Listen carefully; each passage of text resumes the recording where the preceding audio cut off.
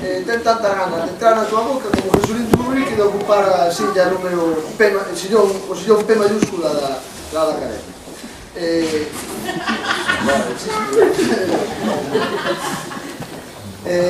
O problema é que non queda só co xamón colgando da boca. Pasa que despois o que queda de merenda non é máis que 2 trozos de pan vacíos. Pan con pan. Comida boa. Pasa algo parecido cos calamares. Os calamares fan algo similar, é algo que escapa ás leis da física, son como máis creativos, non? Ti estás comendo un bocadillo de calamares e os teus dentes quedan co interior do calamar deixando dentro do bocadillo rebozado. E bueno, isto deberían estudiar os científicos para que deixáramos de comer este tipo de alimentos. Pan con rebozado, pan con pan.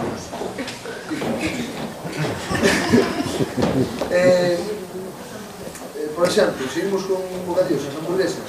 As hamburguesas podense deronse casos de eso, as hamburguesas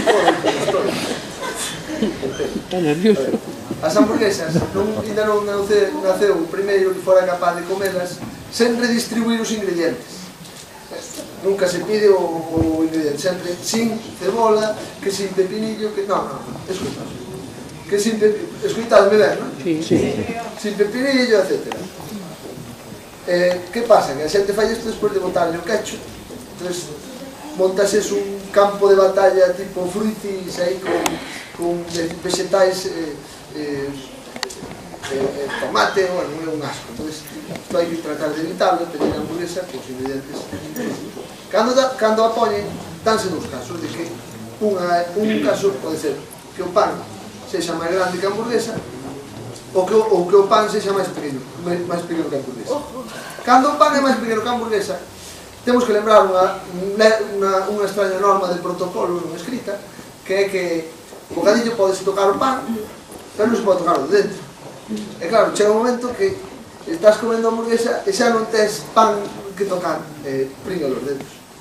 Se en cambio o pan é máis grande que a hamburguesa, empezas a comer e comes pan con pan, moves a hamburguesa dentro e sigues comendo pan con pan, ata que queda o pan máis pequeno que a hamburguesa e volvemos no caso anterior, dedos pringamos. O sea que a hamburguesa tamén conviría tratar de evitar. Pasando, pois podemos ir a comida italiana, por exemplo, os espaguetis tamén son complicados de comer.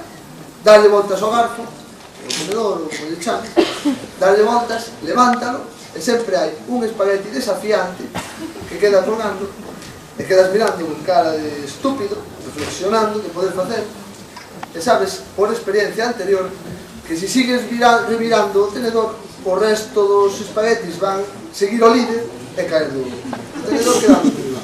Todo iso que faz é levantalo o brazo e ca boca tratar de acertar, que parece iso típico paxariño collendo a comida da boca da nai, nos documentarios. Isto é o que hai que tratar de evitar. Isto se me pasa a ti, porque isto é un dato totalmente distinto.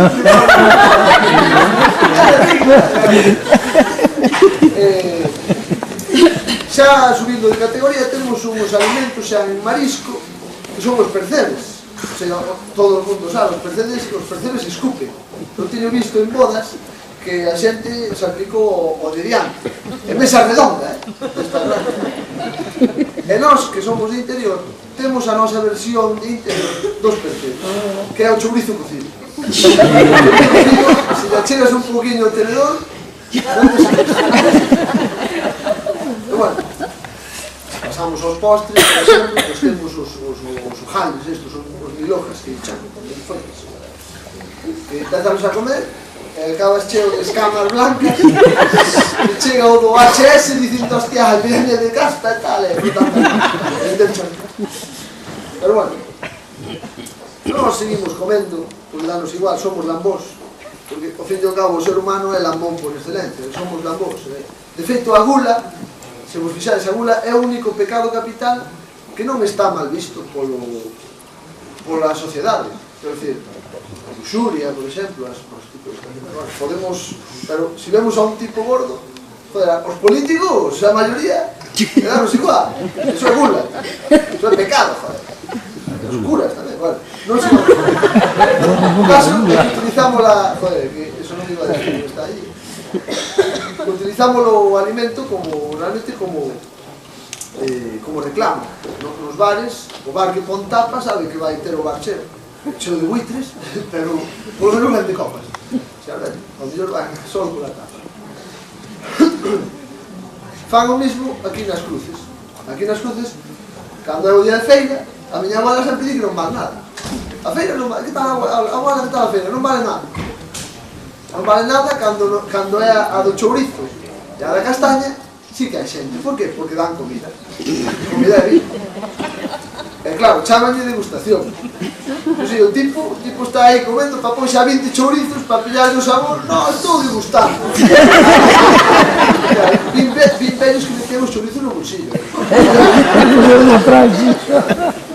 Pero bueno, en fin, isto é que o ser humano, pues, a xente conquistase polo estómago.